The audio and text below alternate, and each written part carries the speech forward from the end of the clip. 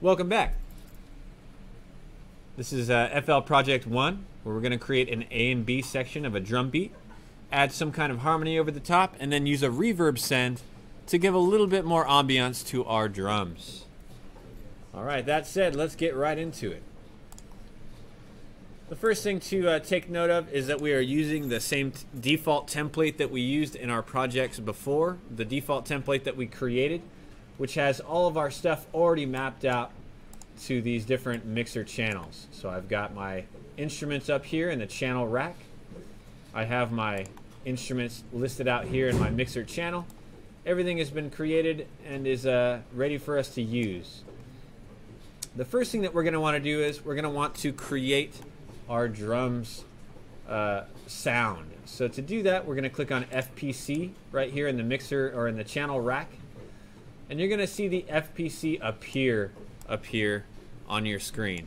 Now, something to note, if you double click on the actual toolbar above your instrument right here, it will make that shrink down into a small toolbar right here. This is good if you have not a whole lot of screen real estate. A lot of times producers have multiple screens, or they have a really humongous screen that they work on. If you need to work on real estate with your screen though, you can just double click on these when you're not using them, and then when you are using them, you can double click them to make them grow and make them back at the full size of the plugin. So let's take a look at the FPC here. This is the star of the show for this particular example. Something you're going to notice is your different sounds are all on little pads over here, and if you have a MIDI controller or you have a MIDI board like a touchpad type instrument, then you can map out each one of these drum panels to each one of those pads. So if you just click on each one of these, you'll notice that it'll play the sound of whatever it is listed there. And not only that, it's going to show you the different samples that are used for that particular instrument. So right here, you'll notice the side stick. There's 4 different sounds that are loaded up into this FPC, and depending on how hard you hit the pad, it will play that different sound. So let me give you an example right here. If I play this really softly with my MIDI controller, that is, I'm just barely touching it, it has one type of sound. I'll show you on the kick right here what it looks like. There's 4 different ones. So right now, I'm just barely touching the pad, so it's playing this sound. If I play a little bit louder, you'll notice it plays this sound instead. And if I play it really loud, it plays this one down here on the bottom. You can determine how loud each one of these sounds is and when it is played over here in these little knobs right here. You don't have to do that for this particular project, but in case you wanted to get into some advanced stuff, you could play around with this stuff. Also, you'll notice there's a little tuning knob next to each one of these drum samples. That little tuning fork tells you that this is the way that this instrument is tuned. So if I picked an instrument like the snare, for example, right now when I click that, it's playing this sound right here. If I wanted to tune this snare to be higher or lower in pitch, I could do the whole snare, that is all the sounds that are there, with this little knob with the tuning fork next to it. So let me just play this sound. That's the sound that's being played. And if I move this little knob with the tuning fork next to it, I can change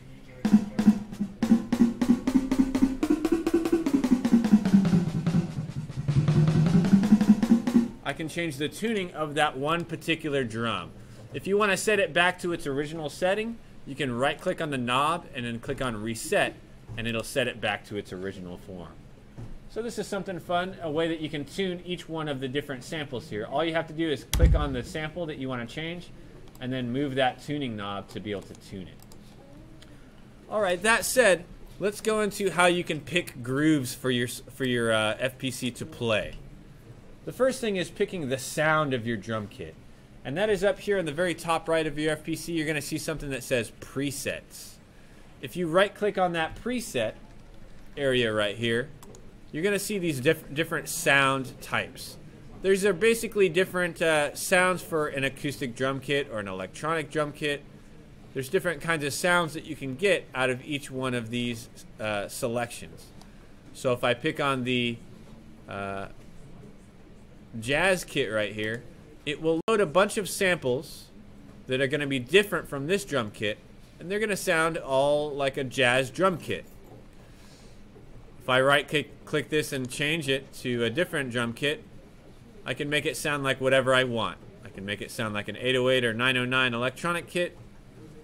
You can build your own drum kits, by the way, if you want to, by adding different samples into each one of these different sections.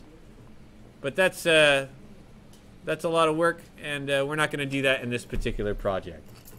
What we will be doing, however, is choosing a sequence that you want to use. What you're going to see down here underneath that section where you can choose your preset, you're going to see something that says FPC Polka or something next to this MIDI Loops section. And if you click on the drop-down arrow right here of that MIDI Loop section, you'll see all these different styles of loops that you could use to be able to record. So I'm going to go to this Dance Loops section, and you can choose any one of these loops right here and click on it. And you'll notice that your pattern up here in your channel rack is going to suddenly fill up with these MIDI information. And this is a way for you to be able to quickly make drum loops without having to do it by hand or anything like that. You can just pick these MIDI loops down here. If you wanted to record them by hand, you of course can do so, and I'll show you how you can do that. But for now, you can just pick out of this drop-down list. You can pick a loop that you'd like to use. And if you wanted a variation on those loops, you can click on the arrows next to that loop, and you'll notice that it's going to add or change the beat just a little bit. For each one, there's going to be some stuff that's added, like right here, it added some kicks in there. And if I go over to the side, it will change the MIDI information just a little bit for each one. So there's a little variation. Now before we actually start playing this, we have to look at the transport control. The transport control is this thing up here that has the record button, a play and a stop. It's got a number right here, and it also has this pattern song switch up here. Also, it has your play head, which is this little knob, this little scroller right here, and that tells you at what point in time you are in your song or your pattern. Right now we're in pattern mode of our transport, and that means it's only going to play what's here in your channel, and it's going to play it over and over again. So right now, if I press play or I press spacebar on the keyboard, it's going to play this drum sample. So let's see what it sounds like.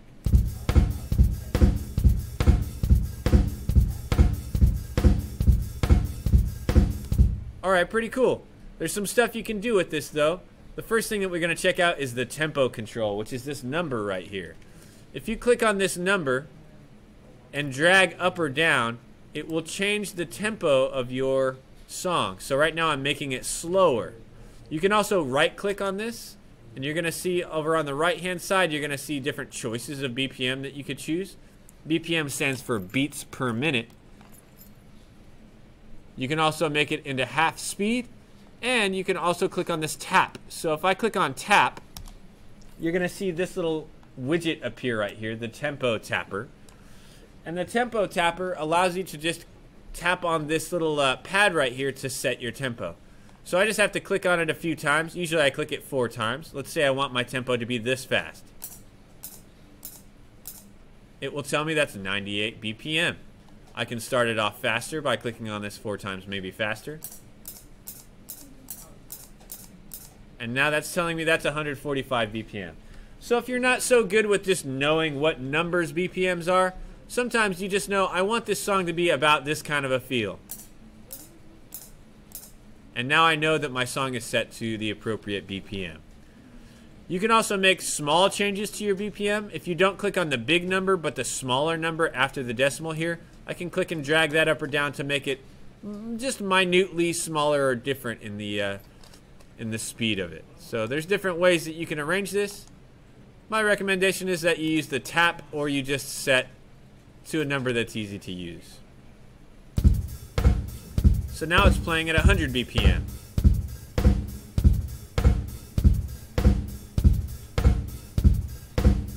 Alright, excellent. Now the one other thing to know about the transport control is that there is a metronome, which is right here next to it. You're going to see something that looks like this. And this is a metronome. A metronome typically is a little thing that kind of swings from left to right, and piano players tend to use it the most. but it's a little pendulum that swings back and forth, and it makes a ticking noise every time that it plays it, or every time it passes by the middle of it. If we right click on this, we can change what the sound of our metronome is. You can make it sound like a hi-hat, a tick, a beep, or a cowbell, depending on how annoying you want to make it for yourself. So if I erased my pattern information right here, I'm just going to press Control X to cut it out for the moment. I'm going to play what the metronome sounds like by itself. So I'm going to click on this metronome to light it up, and now when I press play, that's the sound of my metronome. And it's playing at 100 beats per minute. If I right click this and change it to a tick instead, it'll sound like this.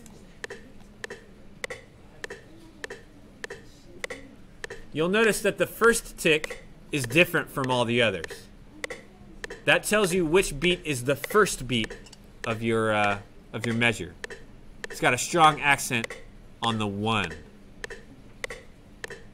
If I right click this, I can change it to beep. Or I can change it to the cowbell.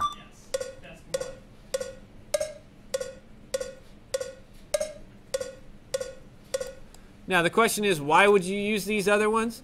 Well, it could be that somebody who's recording is in a very loud environment. You're playing a whole band and they want to hear something very clearly where the timing is, or maybe a drummer or something like that. And if you have a really loud, irritating metronome, it might be easier for them to hear. So that's why we have different choices for this. I typically use the hi-hat sound because that's the easiest to hear at low volumes. It's not quite irritating.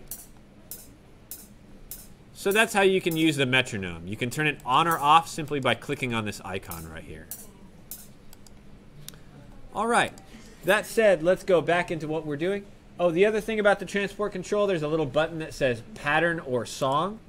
If you click on this, you can play either the pattern that you're currently on, or you can play the whole song, and the whole song will be whatever's in your arrangement over here. And we'll talk about how to use that in just a moment. For now, I'm going to set it to pattern mode just so we can play the pattern that we're currently using. And I'm going to choose, in my FPC, I'm going to choose a dancey beat here. So now when I press play, I have that dancey beat. And you can see my little dancer here getting down. Fantastic. All right.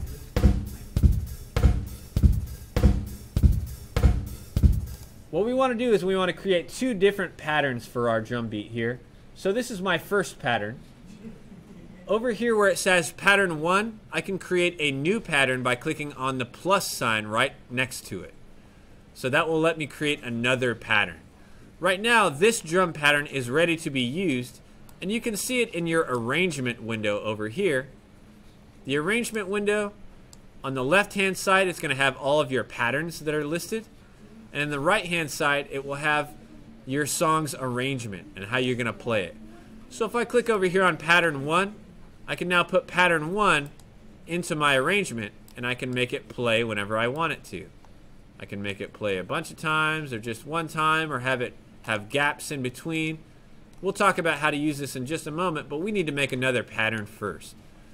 So I'm going to make a new pattern.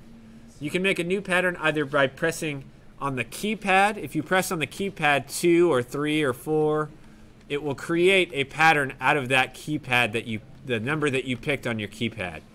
If you wanted to create a keypad or a pattern just by clicking on a button, you can click on the plus right here, and it'll ask you, what do you want to name it? I'm going to call this drums 2. Or drums B, actually. We're making an A and B section. So I'm calling it drums B, and now the pattern has been named drums B over here. In my arrangement window, I can right click on any other pattern, and you can rename it by going to rename in color, or you can just click on the pattern and press F2, which is listed right here. I'm going to call this one drums A. So I have my A section of my drums, which is this one. When I click on drums B, you'll notice that my drum MIDI information has disappeared. That's because it has nothing in it yet. I'm going to pick something from my FPC here.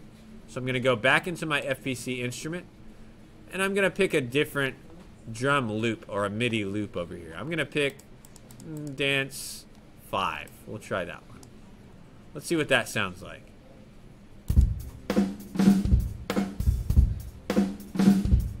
So it's got like a little trill kind of right here. Alright. You'll notice that when you're playing a particular pattern, it's gonna light up over here on the side. So right here, it's playing drum pattern B. If I switch to drum pattern A, it's gonna sound like that. And I can kind of live remix this simply by clicking on the pattern that I want as it's going. Pretty cool.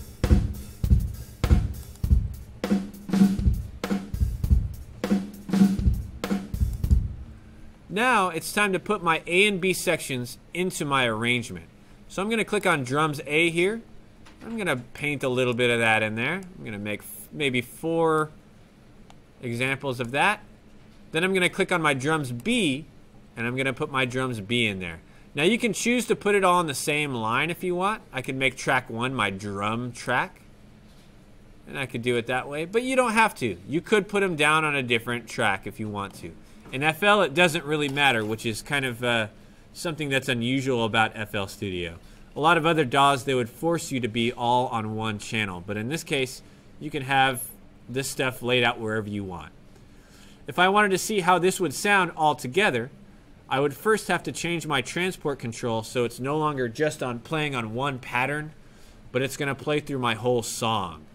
So I click on Song here, and when I do that now, you're going to see that a little arrow appears up here over the top of my playlist. And when I press the space bar, it's going to play from this arrow and scroll to the right.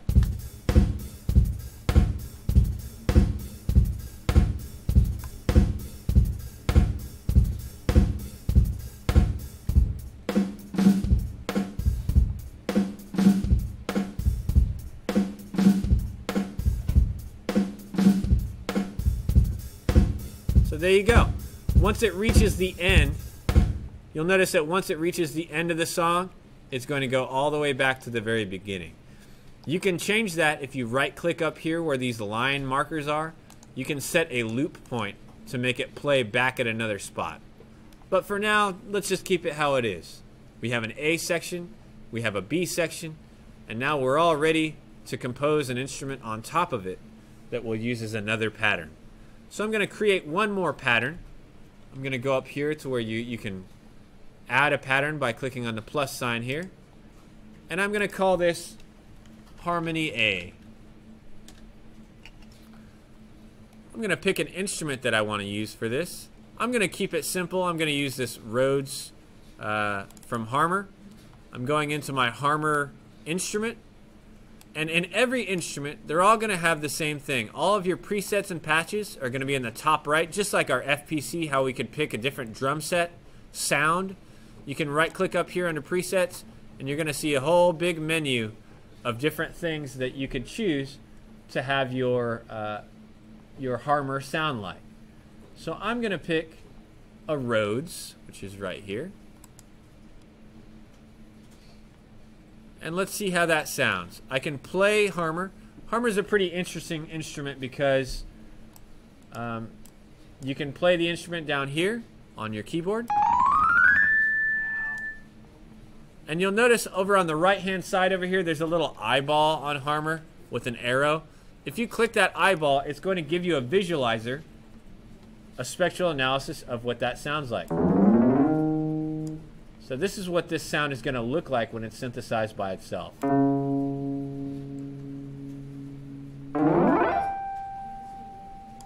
If you want a larger view, you can click this again, and it'll give you a slightly larger view of it. So this is how you can visualize what Harmor is playing. In this case, I just want to play a couple notes. To do that, I'm going to, just like we have done in the past, we're going to go into the piano roll of this instrument. To get into the piano roll, you go to your channel rack over here. Just right-click on one of the instruments that you want to use. Right now I'm using this Rhodes, so I'm going to right-click on it, and I'm going to click on Piano Roll. And when I click on the piano roll, you're going to see this familiar layout here, which is how all of the instruments are listed out. I'm going to keep this simple, and I'm just going to make it play one note. Maybe every couple lines, or every line of this measure. So let's see how this sounds. I put just 4 notes down here. I just put the C right here. I put just a few notes here. Maybe I'll do a couple more. There we go. I'm going to take this and I'm going to put it into my track right here. So where it says harmony A here, I'm just going to fill that in on top of this section here. So now when I press play, it's going to play the drum track here, and it's also going to play that harmony that I just created, which is just a bunch of C notes played one right after each other.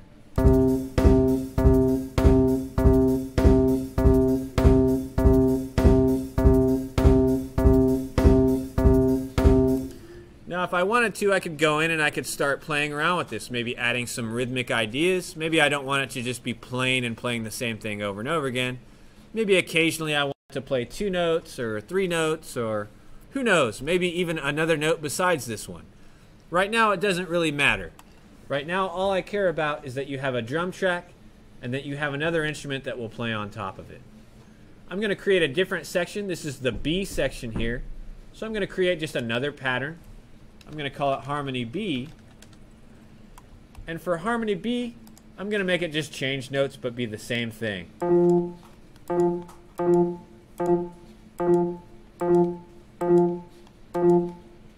There we go. So now I have Harmony B pattern. I have drums A, drums B, Harmony A, and Harmony B. I'll have Harmony B play in this section here. And now let's hear what our sound sounds like, or what our song sounds like.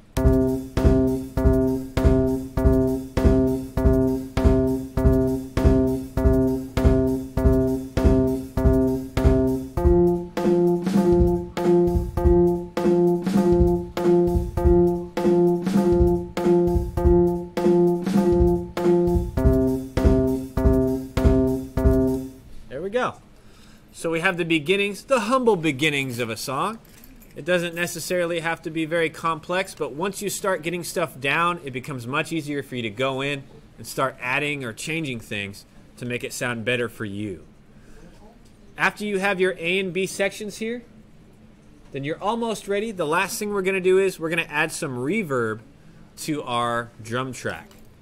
Now something you'll notice in the arrangement window, you'll notice that each track that's here has a little mute button, or a little green button right here. If you wanted to mute something, all you have to do is click on that button and it'll take everything that's on that particular track and mute it. So in this example, I don't want to hear this Harmony A stuff. I'm just going to mute it for right now. I want to just listen to the drums for this moment and look at it in the mixer. So I'm going to open up my mixer. To open up your mixer, you can click on what looks like the little fader icons right here on this, in this center area right here. And if you click on that, you should see your mixer appear. Now when I press play, my track 2 is muted, so we're not hearing that, but you can see that the FPC is being played through right here. What I'm going to do is I'm going to click on that mixer channel, and we're going to take a look at how this is routed. Right now we know that we can pan to the left or the right with this FPC knob right here, or this mixer knob. We also know that we can change the volume level of this particular instrument by moving this or up or down. If you right click on one of these entries, you can reset it to set it back to its original setting. But let's look at the bottom of the mixer console just for this particular case. You're going to notice that there's an arrow and there's some lines that come out. Now what this is saying is this instrument, after it's being played, it's going to go from here and it's going to go to your master channel over here on the left. This big fader over here, the master fader. And also, it's got these little lines that go out, and these are all going to the right side over here to your sends over here. These are called bus channels or send channels. And what you can do is you can apply a certain amount of whatever these effects are. Like I have a delay effect, which is right here, the delay effect, and I have a reverb effect over here. You can have all of these slots filled with different effects, and you can have your instruments bus into those effects. So let's check it out. I'm going to click on the FPC right here, and if I wanted to add reverb, all I have to do is go down to this knob over here on the reverb send towards the bottom. And if I click and drag that up, it's going to add this percentage amount, or this amount of that knob. It's going to add that amount of the effect to the channel I have selected. So if I drag this up, it's going to add some reverb to my track. Let's hear how it sounds. So now when it plays, you can hear that it has a room. It's trying to emulate the sound of a room. Once again, let's do it with no reverb on it.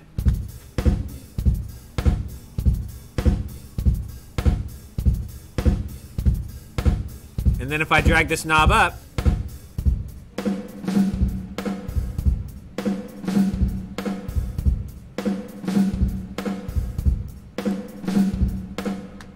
so let's see how this works. How does this reverb thing work? Well, reverb is mainly used for two things. It's used to emulate a room, and it's also used to make an instrument sound like it's closer to you or further away from you. And we'll talk about how that's done with spatial ideas a little bit later. Right now, let's just look at how the reverb effect works. When I look over here at this reverb effect on my slot 1 of this track right here, I can click on it and you'll see that this appears. This allows you to change the room size, and it allows you to change what material the walls are made out of in that room. So if I, just like with everything else, I can right click on this preset over here, and there's a few different things that you could choose. I could choose a drum room, and it'll show, oh, okay, that's like a smaller room. Okay, if I click on the little size knob right here, I can make the room smaller, or I can make it bigger. Depending on what kind of sound you're going for, you can make it sound like your drums are inside of a cathedral. If I press play, let's see what that sounds like.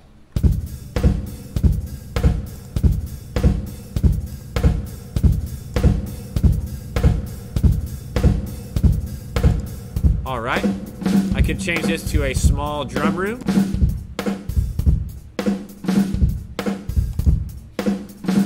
Or a large hall.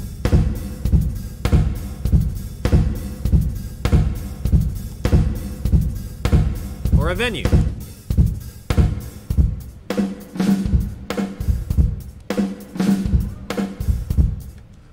So there's a few different options of what you can do with this.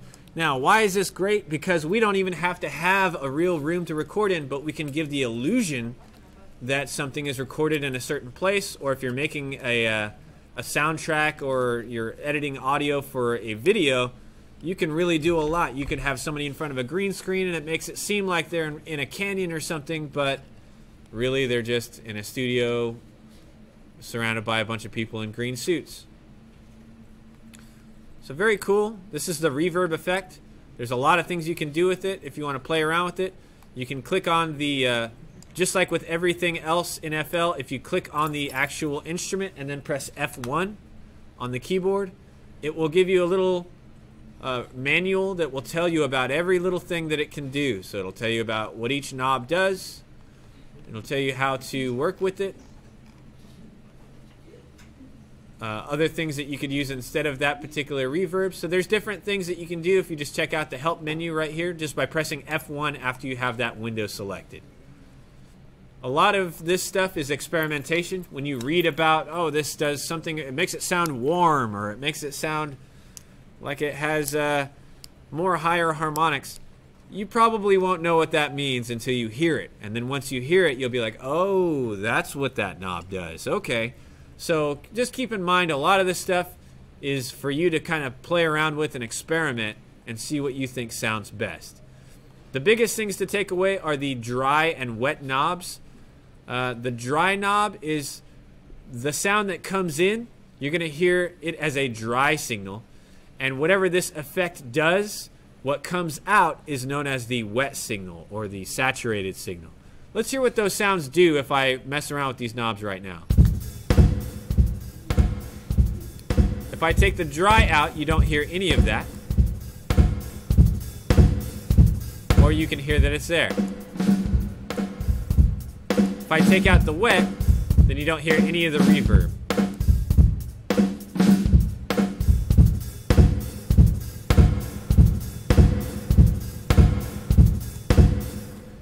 So there we go. We've got a little bit of fun with reverb. The main thing is that you have your instruments routed to this one reverb effect. If I wanted to add my other instrument in there, you'll notice that it doesn't have the same kind of reverb sound.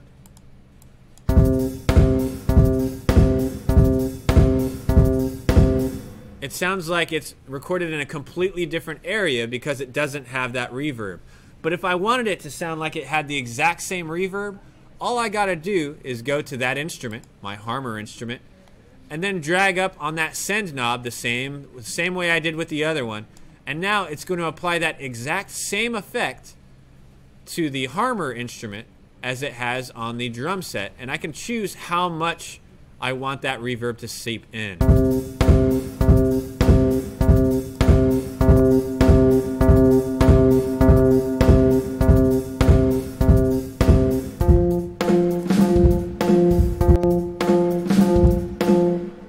So there we go. You have a reverb send, you have two instruments, you have drums, and you have your harmonic instrument. The last thing that we have to do is mix this down. We're going to bounce it down. All we got to do is go up to the top over here where it says File, and click on Export, and you want to export it as a WAV file, or you could press Control R. When you do that, you're going to save it as a waveform file. I would suggest that you save it somewhere where you can find it easily. I'm going to use the music folder of my computer. And I'm going to call this FL01. I'm going to save it. And now you're going to get this mixed down rendering screen. All you have to do is make sure that you have MP3 and FLAC chosen right here. You don't want to use a WAV file. I mean, you can, but it just takes up a lot of space. Instead, we want to save it as an MP3 and an FLAC file. Make sure that your bit rate is all the way at the maximum. That way you have a good quality MP3. And where it says flat compression, you should be fine with its default settings. After you're done with that, just press start. And you can see here that it's recording my measure. It's on measure 5 right now, 6, 7, and my song is only 8 measures long, so it's done. Now I can find it very easily by going to that folder, and I'll see that it saved not only the MP3 of that file, but it also saved the FLAC of that file. Now the last thing that I want you to do is, for credit, I want you to create a screencast of this being played so I can see that you yourself created both of the drum tracks and your harmony here. I want to see that you have your sends set up to where your instrument plays through those sends. So as long as I can see that you have those things, you can point them out in the video, then you will get full credit for this assignment. How do I make a screencast? I press the Windows key and G, and then I press the record button, and I let my song play. After you're all done with that, you can submit that to Schoology, and you'll get full credit for this assignment. I hope you have fun making these tracks. It should be a fun, creative experience. Try to make something that you're proud of, something that you enjoy listening to. We're going to keep building on this particular project for a little while, so make sure it's something that you don't completely detest. All right, I hope you enjoy. Have fun making some music.